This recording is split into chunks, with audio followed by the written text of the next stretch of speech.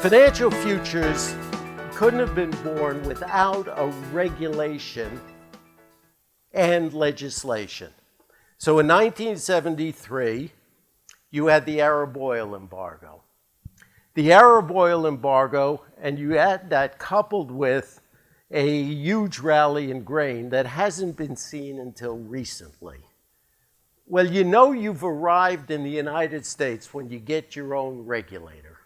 Then you're a big business person, okay? Then you know that you're at the center of attention. So there was an agency in the Department of Agriculture that administered it, but a new regulatory agency was born because of the hues and cries of consumers over high energy and high food costs. And that was meant to control it. But the question is, what was a commodity?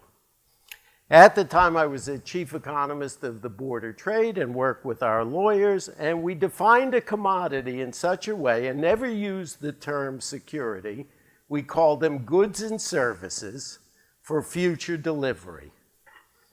We also provided that the new agency would have exclusive jurisdiction, which meant no other agency, like the SEC, could interfere, and thus financial futures were born. As a matter of fact, on October 20th, 1975, the day they began, the Board of Trade the previous day got a call from the SEC and said, you can't trade it. These are futures on securities. It's our province. We had done our homework in the legislation, written in the history, and thus the SEC said, yes, you're the proper authority. We don't go there. So we had the birth of financial futures. Then we had the birth of an agency.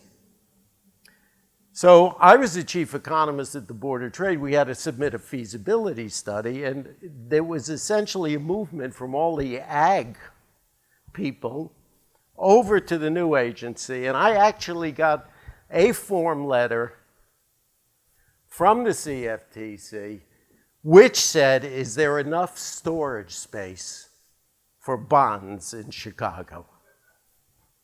Because they were thinking about grain elevators, and you need it. And we said, no, don't worry, there's no storage issue here. They're pieces of paper. So there was no possibility of a squeeze. So you educate the regulator. Then you have to go about and regulate and educate the regulators of savings and loans, depository institutions, lawyers, accountants to find out hedge accounting, tax implications, all of those.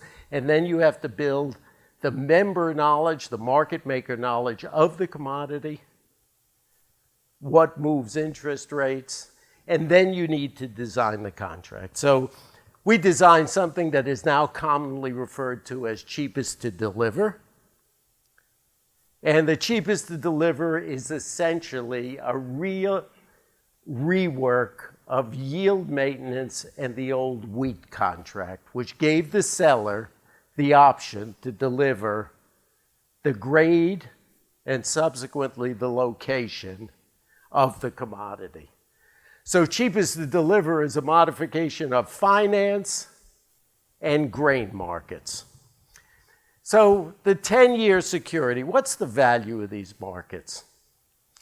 When we started bond futures, the total outstanding long-term debt in 1977 was $18 billion. We started the Ginnie Maes and the bonds. In '82, we began 10-year note futures. At that particular point, the outstanding supply was about $22 billion.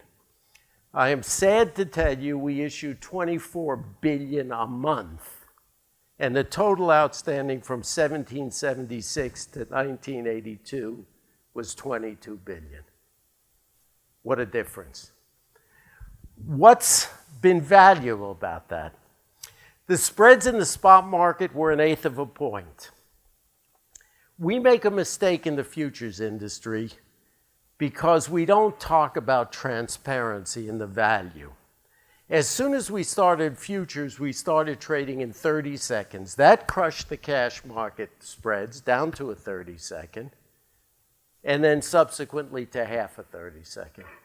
Well, that doesn't make any sense to the layman. What does that mean? Well, I'll tell you what it means. Last year, in 2010, let me take that for which I have data, the US government saved $250 million in interest costs as a result of the minimization of transaction costs. Pension funds and permanent investors saved $5.6 billion. So not only were they able to carry inventories, but they could transfer those cost savings onto retirees and other people. Let me go to the last point I want to make.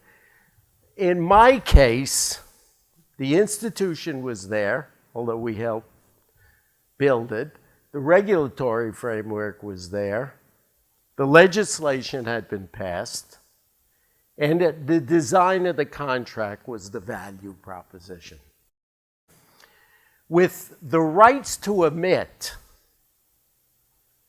none of that was there. There was no such thing as a right to pollute. That was created in law with result or with a reaction to the acid rain in the 1990s. So we formed an exchange, called it the Chicago Climate Exchange, and we did the whole 9 yards. That thing required companies to enter into a binding commercial contract to reduce emissions because the government didn't pass any cap and trade program as they did in Europe. None of that was going on. We had to build an exchange from scratch. Then we had to design the contract and find out what was deliverable. And we had to develop the monitoring and the verification and all of those parts of the business.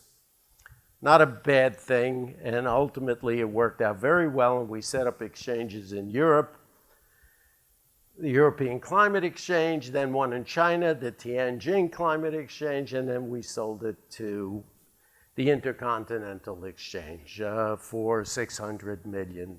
So all worked out well, but that's the kind of scope of activities that you can do.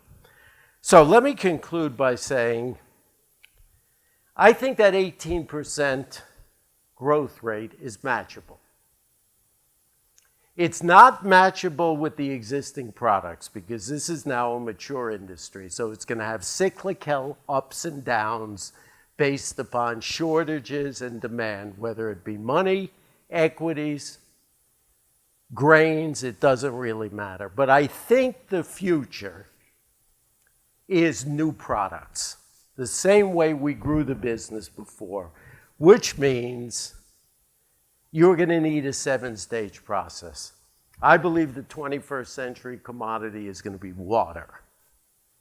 Okay, and I tell people, and we've gone to China, to India, around the world, there just is not enough water and there's no substitute. So that's going to be the giant commodity of the 21st century. And I tell my kids and grandkids, you want to be in that sector, whether you're in the technology, the trading, any other point. Intellectual property, and I understand my former president addressed you guys. Anything, biodiversity, computer capacity, all kinds of intellectual properties. These derivatives, to conclude, are like hammers, okay? They get a lot of criticism and they can be used to bang people over the head, or they can be used to build houses. There's fantastic opportunity for you. You're fortunately to be in this group that John Lothian has led. Look at this business. The opportunities are fantastic. Thank you.